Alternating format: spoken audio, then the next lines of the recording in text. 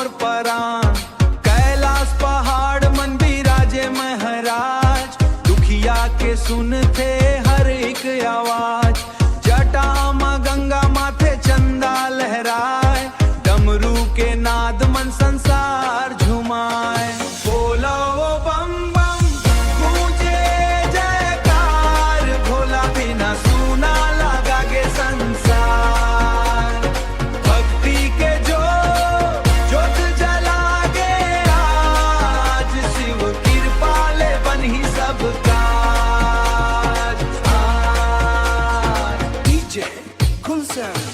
कांवर धर के निकरे भगतन टोली, शिव शिव गावत भर गे हर गली।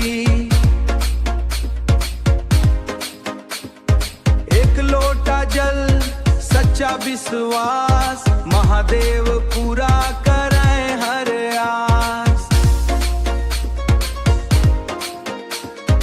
एक लोटा जल सच्चा विश्वास, महादेव पूरा।